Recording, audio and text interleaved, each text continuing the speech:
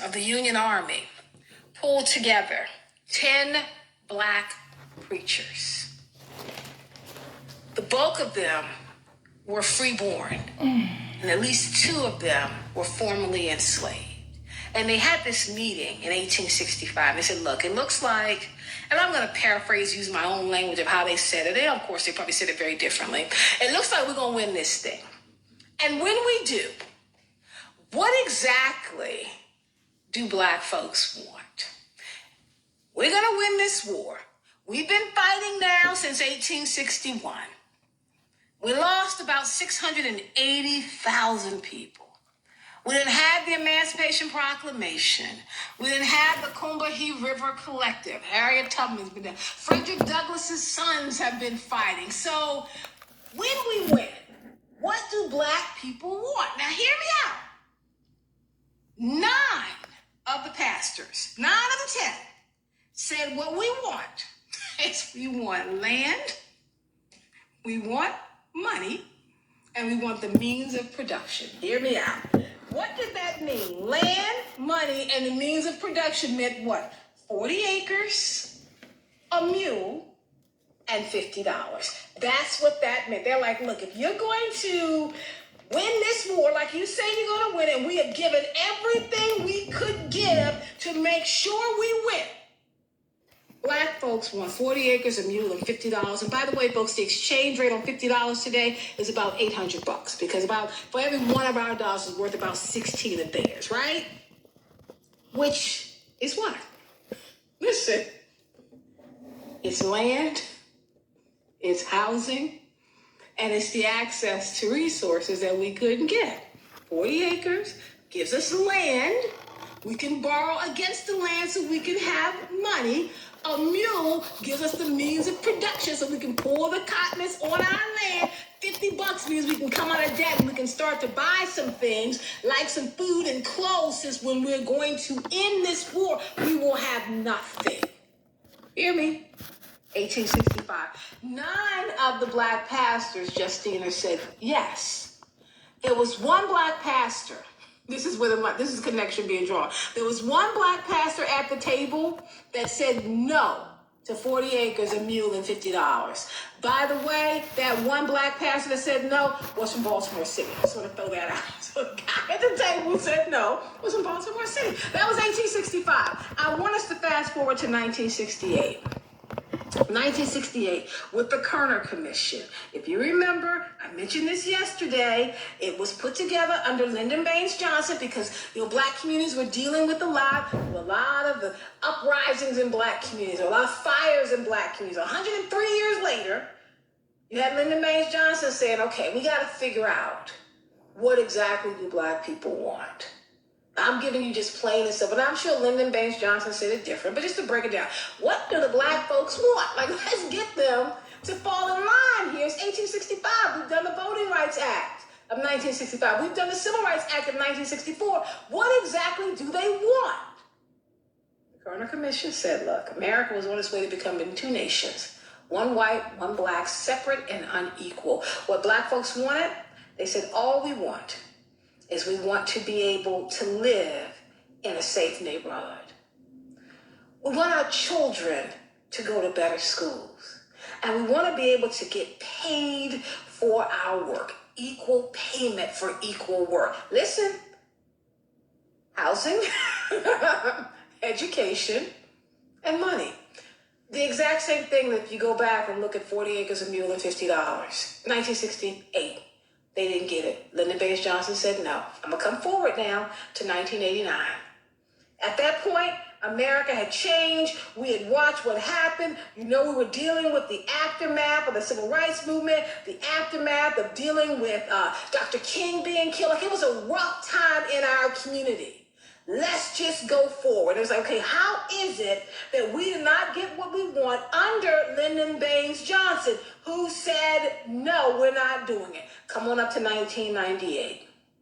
30 years later, the Eisenhower Foundation put together a committee. So it's been 30 years since Kerner. How is America doing? Well, are black folks okay? That's what they want. We have a very large, growing Latino community. How are they doing? they want? Is everything okay?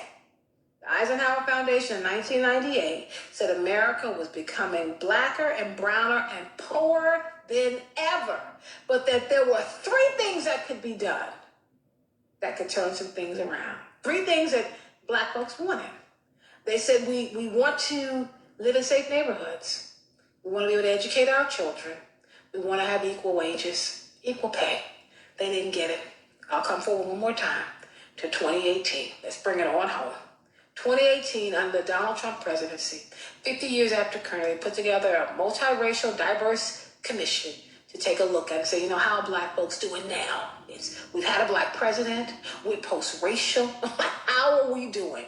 And then, out of the 7 to 8 things that they said black folks wanted, at the top of that list, we want better schools for our children, we want to live in safer neighborhoods, and we just want to be paid equal to our white counterparts. Neighborhoods, which is housing, owning the means of our production, which is our land, educating our children. That was 2018. 2023, California has said, look, we are willing to do reparations to black folks in California. We're willing to do that. Here's what we are willing to give you, and this is the long road I took to get here. California said, we can do reparations. What are we going to give you? $800 billion? No. We will give you education, housing, land, and access to other resources. The exact same thing, pretty much, that we asked for in 1865, that we asked for in 1968, that we asked for in 1998, that we asked for in 2018, and now today, there's a possibility that Californians might get education, housing, land, and access to other resources. Here come Baltimore. We just put together our commission. Will Baltimore City cut us checks? Or will it be education, housing, land, and access to other resources? Let's go to Damon from Baltimore. Damon, how are you? Hello. Hey. Dr. K, I've been on your radio show probably 3 or 4 times, but I've listened to it as many times as I can when I can get off dialysis. First of all, one of the things, we got to be truthful to ourselves. We are responsible for educating our children. It starts at home. It starts before the baby is born. It starts with dad marrying these women before you get pregnant. That starts a family second. Let's go with Kennedy. Kennedy said, show me a strong man, I'll show you a strong community. Men, stand up. Be at home with those women that you impregnate. They should be your wife, not wives. It starts there. Talk to them babies before they're born. They know who you are. Teach them right way first. And you have that about what's right and what's wrong. Start there. Okay, so now let me just ask you, where do you stand with that on reparations? Do you think that even though it starts with us, do you think that the government should be giving us some form of reparations for the work our ancestors did for so long with so little? Okay, but see, we are the government. We put you in office. If you ain't giving them what we want, put them out of office. And should the government give it to you? No, you should want it. Like that movie, Sergeant Payne. Do you want this? You want to earn it? Go earn it. It ain't going to happen within one generation now because we are so far behind. It's going to be 2 or 3 generations forward. So we got to work hard. Look at Liberia. They are 201 years into their independence from the United States, started out of D.C. A lot of people don't know that. Every township in there is named after something in Washington, D.C. JFK Hospital, James Monroe, for Morovia. You know that's the only black colonized country from the United States. And what are they doing? They're on their land. Yeah. You don't belong to the government. That ownership piece is big. The ownership piece is big. Thank you so much. I appreciate you. We're going to take a quick break, folks. When we come back, why don't we pick up the conversation and kind of see where we're going from here. Stay with us after the break.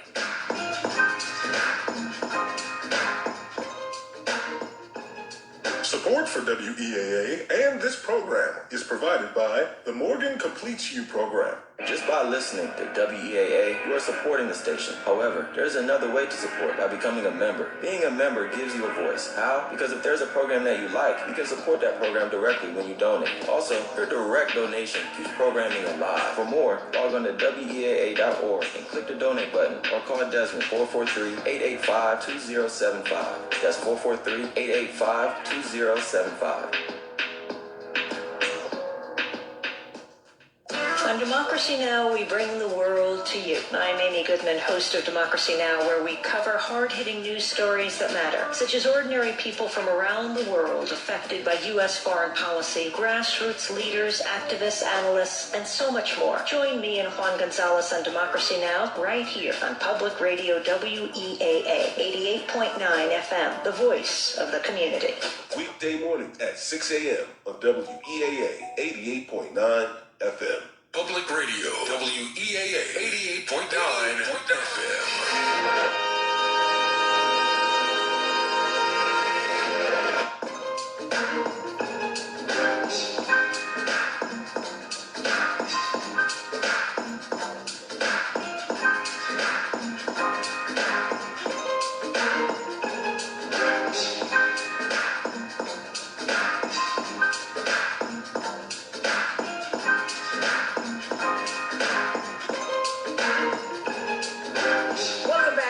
Dr. K and Dr. K. Whitehead. Baltimore City Council has done something that we know is pretty incredible, and we want to give a lot of the thanks to the work that's being done by Leaders of a Beautiful Struggle. We know that Adam Jackson and Davon Love, the whole team, they have been putting in the good work. I know they're not the only ones, and they're not the first ones. I would say Dr. Ray Winbush is involved as well, but they're putting together a commission to look at the possibility of paying out reparations. And my hope is that we'll be joined by somebody from Leaders of a Beautiful Struggle to talk us through it. We just got the news right before we went on the air. It was sent out by Adam Jackson, and we are rejoicing that Baltimore City is having that conversation. We're also concerned because California had that conversation.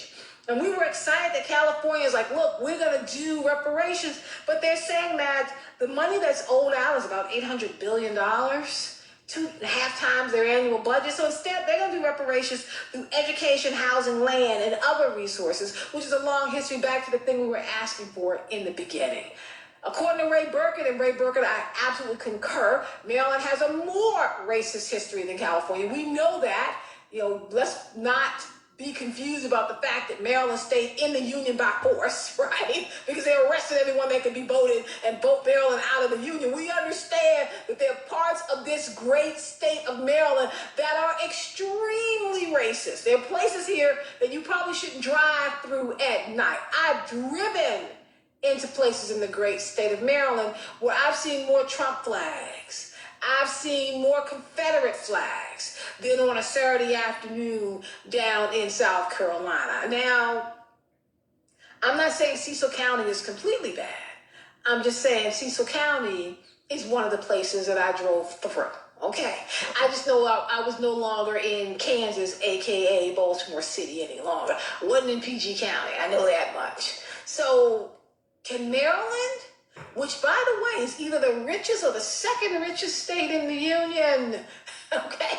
Can Maryland, which is, by the way, Maryland, if I'm not mistaken, ranks at the bottom of the list in terms of having folks fall under the poverty line. Maryland is a very rich state. Now, I personally don't have any money, but Maryland as a whole has money. So maybe Maryland can afford to pay everyone. Now here's where it gets fascinating, Justina. Okay. Baltimore City. I've been living here for almost 21 years. Am I going to just make the assumption if they cut a check that I'm not getting one? I'm just saying. Now, Justina's been living here forever. I believe her family's from here. Everybody's from Baltimore City. So I'm assuming dear sweet Nieces will be in line and I won't. Because they're going to have to pick out those of us who are transplants. So does that mean that I can't get reparations and until South Carolina, just like I live in the richest state in the union now, South Carolina probably is the most, if not one of the top 3 racist states in the union. So I may not get it. Now, Meg Nugent is reminding me, thank you, Meg. She said, didn't one side of your family get some compensation? Yes. I wasn't going to bring that up, Meg, on Facebook Live, but my mama's family received their 40 acres, the mule, and $50. I'm claiming my daddy's side because we didn't get any money on that side. You see how complicated it is, though? Seriously, it really does get to be complicated in terms of who has received compensation and who has not. I know my mom's family did. They actually have the papers. I don't know if the papers were ever filed somewhere on behalf of the state, but they have saved that crumpled up piece of paper. Think about that. Coming from 1865, it is 2023. That paperwork is still in our family, and the 40 acres still in our family. Meg looks like she's not calling me out. I'm just joking, Meg. We still have the 40 acres. It's air property. We could never sell it. It's all swamp land, but it was my greatest joy to take my sons down there to see the land that belongs to our family coming out of American slavery. But if there's a line for reparations, you can best believe I will be in it. Let's go to John from Baltimore County. Then we have Joanna, who's a new caller from Baltimore. Hey, John. Hi, how you doing, Doctor? I'm doing well, thank you. We're about to get paid up in Baltimore City. Yeah, I was not in favor of monetary reparations, Okay. but California talked about doing other things, improving the school system, in areas where, we are living, providing access to homes, and that can be them giving $5,000 towards the down payment, and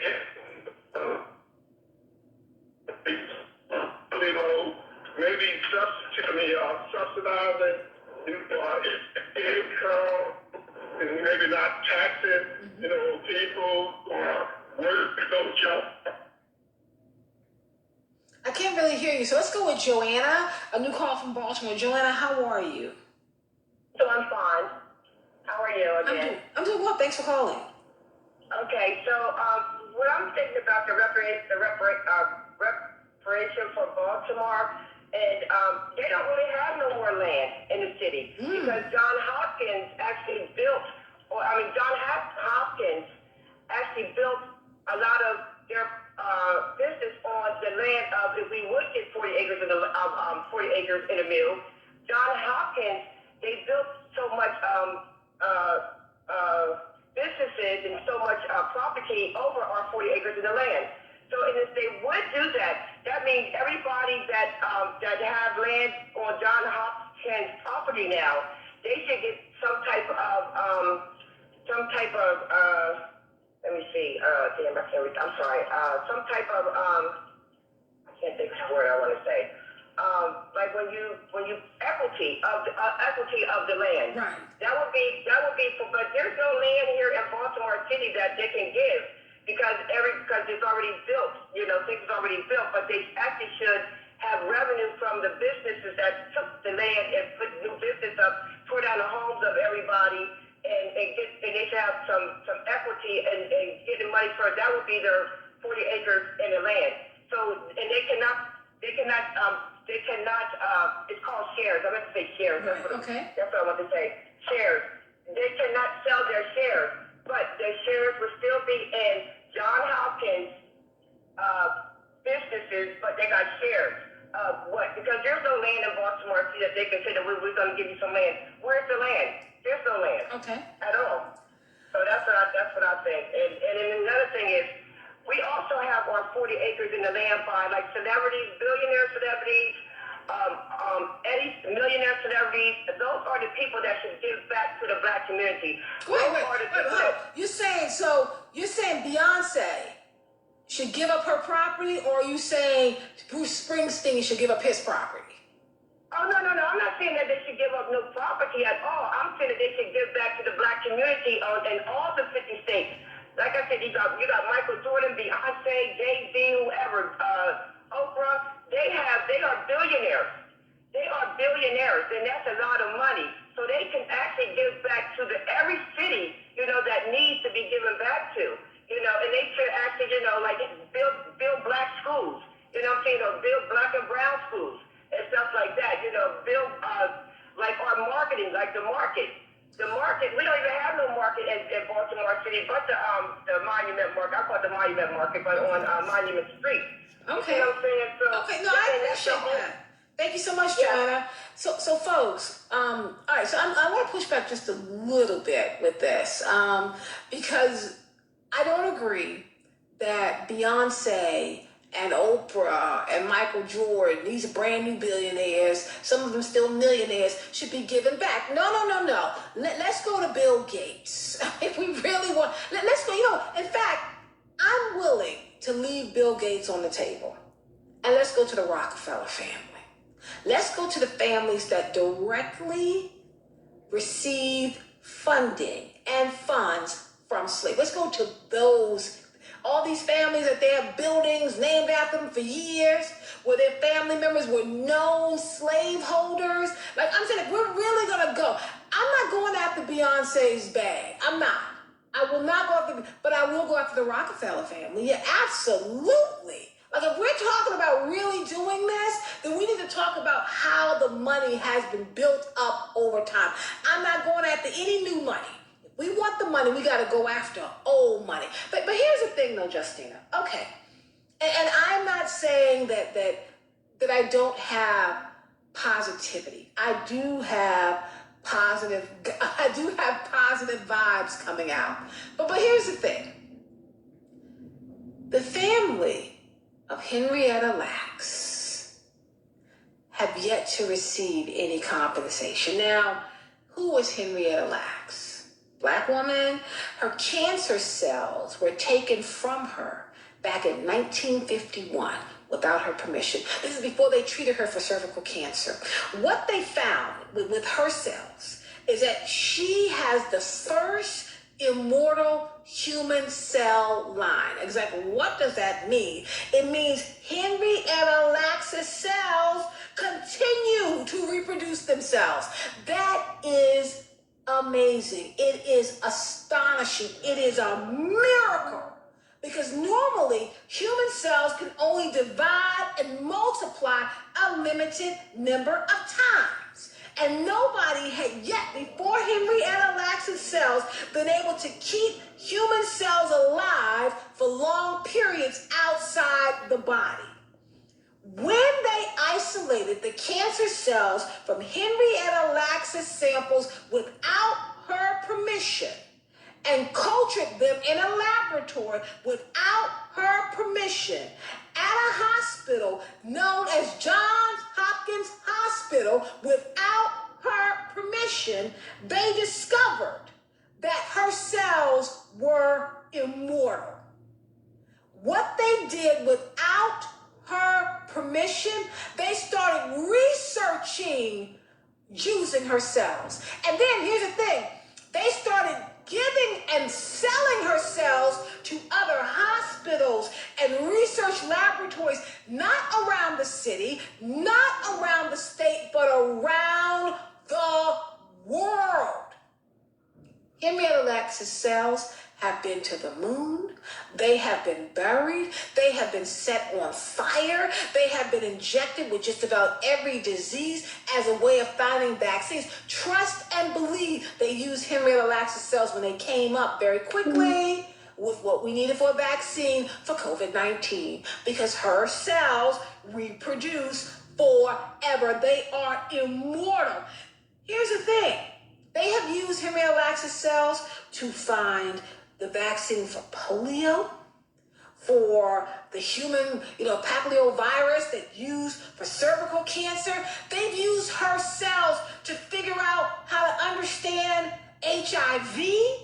Her cells have investigated what we need for microgravity. Just think about that. Without her permission. Now you're thinking, well, given the fact that there's been a book about Henrietta Lacks, there's been a movie, Oprah Winfrey, an HBO movie about Henrietta Lacks, Hopkins has said, oh, we're so sorry. They set up a chair, an endowed chair of research named after Henrietta Lacks. As of 2022, that family has never received any financial compensation, not just from Hopkins, from the book, where you had the reporter spending time with them, coming to family reunions, hanging out with them as a white woman. She's like a science reporter. Or from the movie, based upon Henrietta Lacks. Now, the lifespan of the HeLa cells was with Henrietta Lacks, He-La Lacks, the HeLa cells. They just continue to divide. Whatever you give them nutrients, they just divide and divide and divide and divide. Henrietta Lacks, more cells from her body have been divided and bought and sold than she actually had in her body, right? So think about that. How much money would you think would come from these cells today? Because it's got to be something here, right? It's got to be something. They said roughly the amount of money that's being made every year off of the cells of Henrietta Lacks, about $35 billion. $35 billion. Oh, let me stop you. I'm sorry. Let me be very clear. A year. $35 billion a year. Now, there was one major biomedical research organization, that said, look, this is back in 2020. I'm going to try to make this right. I'm going to try to kind of get this. I'm going to try to be the ones. But they have been suing. The family of Henrietta Lacks have been suing for a cut of the medical research profits. Here's the thing I don't understand, folks, and then we can move on. You've made this kind of money off of our family member without her permission. In 1951. By the way, Henrietta Lacks later died that year in 1951. So they kept her alive. They never even told the family.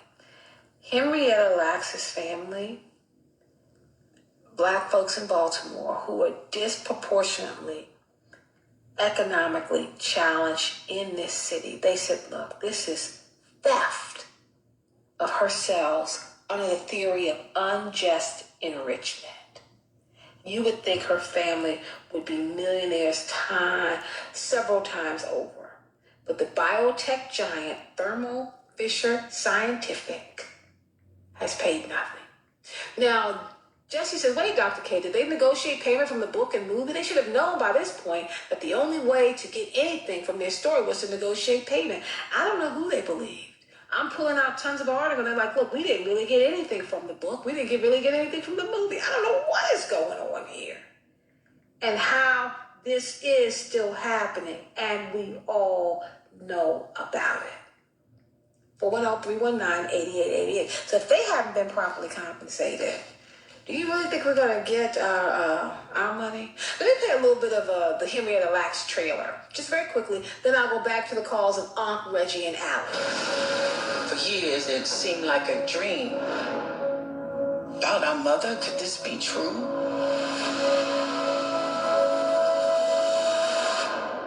What you don't understand is we didn't know nothing about nothing. Scientists have been trying to get cells to grow outside of the human body, but they would always die. Until Henrietta's cells came along.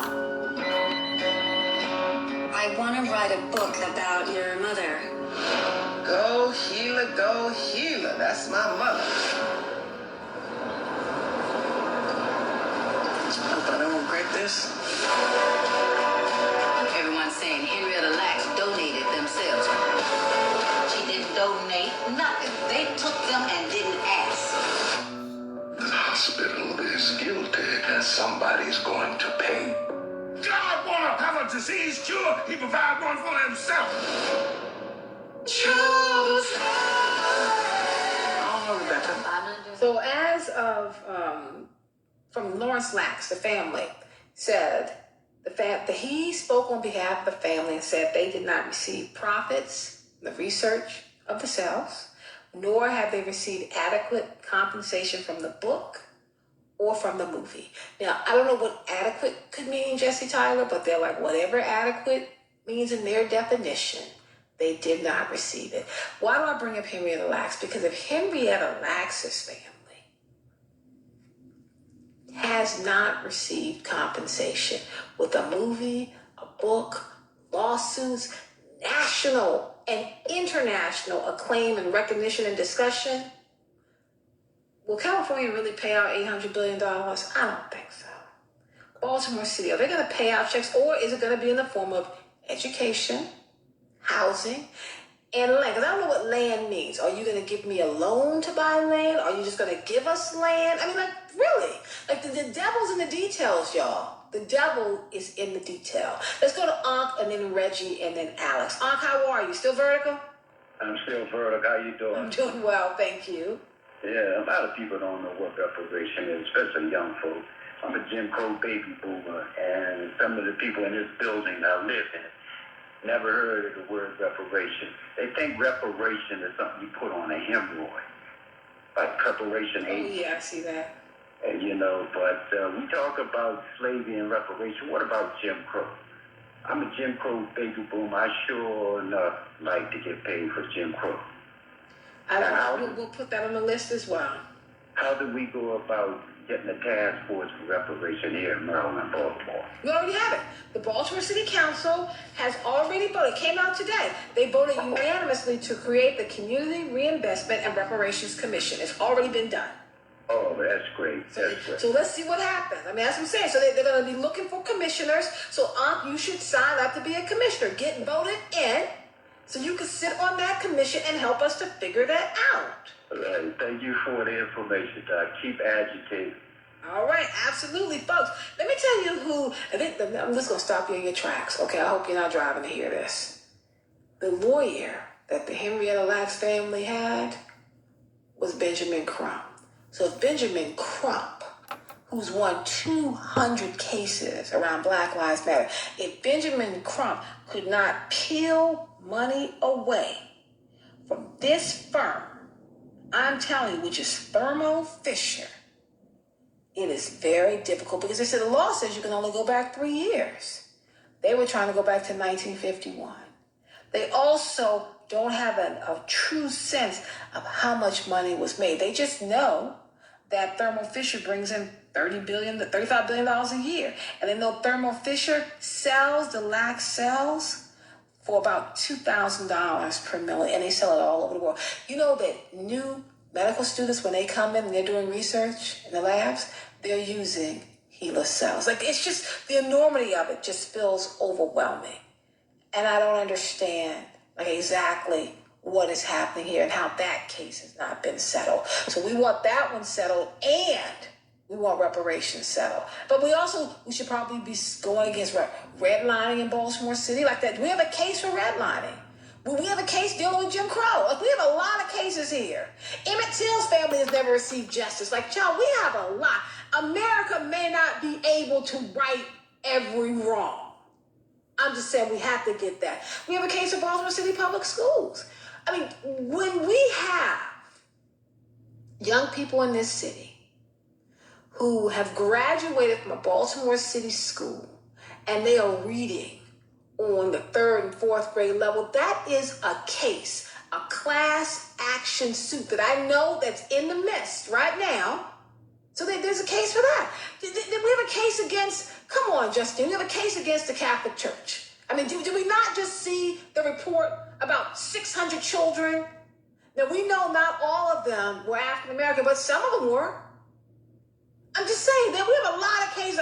America actually might not be able to right every wrong. And I am not saying that is a good thing. I'm just telling you it is a real thing. Let's go to Reggie, Alex, and then Jean. Hey, Reggie.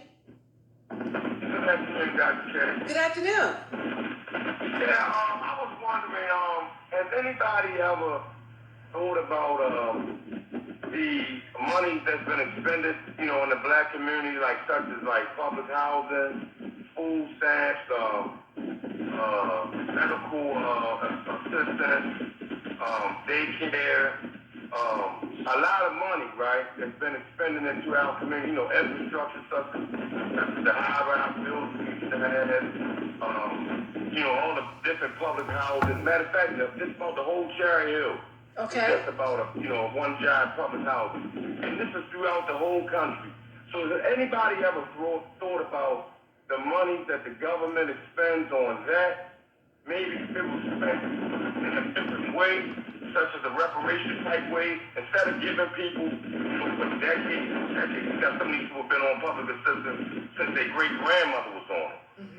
All of this money, nobody has a home, nobody has, any of these type of things that you would probably get, from reparations. So has anybody thought instead of taking that money and spending it on that, maybe, get the people a home and get them some money and let them, and kind of like sort of eliminate the welfare system as far as black people go. Okay, so you're saying take the money that America has allocated for assistance and instead take that money and make it in the form of reparations? That's right. Okay, so now I want to be clear, just so we can be on the same page. Are you aware of the fact that more white people than black people receive SNAP benefits and welfare? Like in this country, people automatically assume it's black folks. Actually, the largest percentage is white people. Well, because it's more white people. I'm not talking about white people. Even per capita, still the money that's been spent on. But I grew up in Baltimore City, so in this town, when I went to public housing, I didn't see any white people. I saw black people. Right, and I still see black people. Right, but in these areas that we have. Okay, all right. So I will put that down. So, folks, I just want to thank you so much. I want to put that down on the table. This idea that my last caller is saying, look, enough of SNAP benefits, enough of the Women and Infants program, enough of the assistance with the payments you get per month, enough of that. Y'all done. Let's just take that money back and put it in the form of reparations. So now, does that mean we'll still give SNAP and WIC and monthly checks to white people? Or are we just going to cut them off to the black people? Because really, unless we're cutting it off for everybody, we shouldn't cut it off for anybody. And reparations are separate from that. Because maybe with reparations, they won't have to apply. They will no longer be eligible for SNAP and WIC. Let's go to Alex from Baltimore. Alex, how are you? Alex, are you with us? All right, let's go to Gene from Pikesville. Hey, Gene. Hey, Dr. K. Yeah, while you were talking, I'm just a speaker, I'm sorry.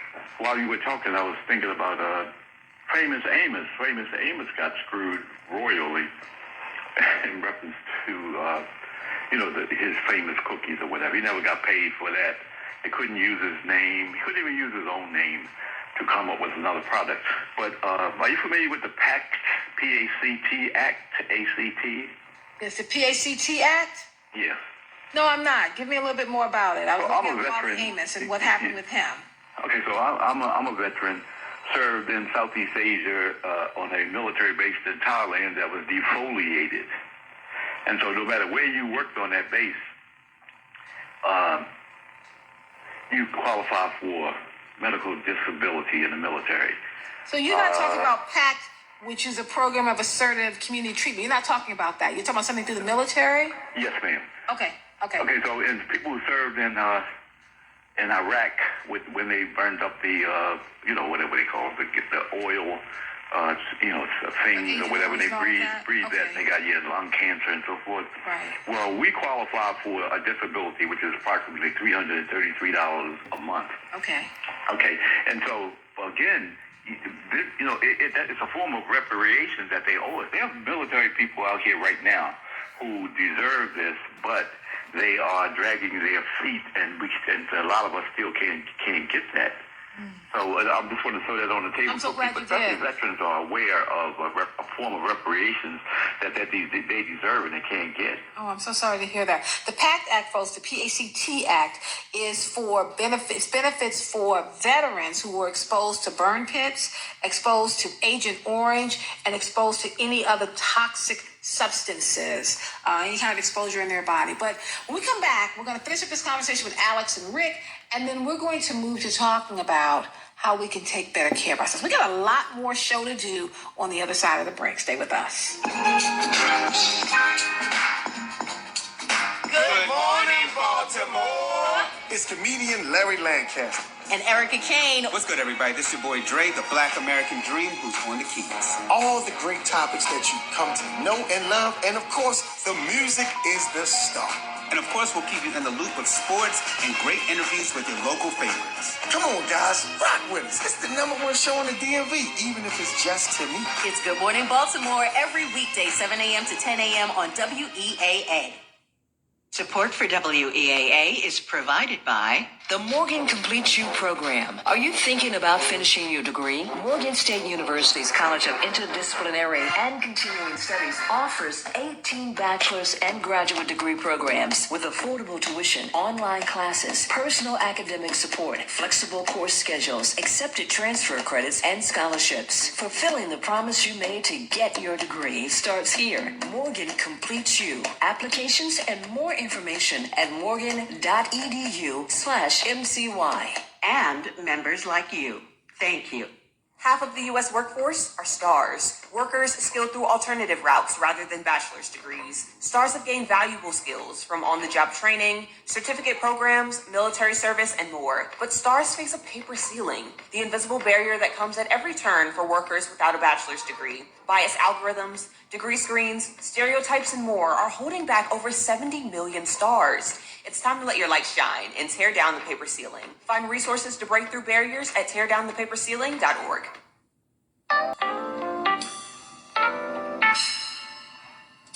Celebrating 40 years of broadcasting, Morgan State University Public Radio, 88.9 WEAA FM and HD1.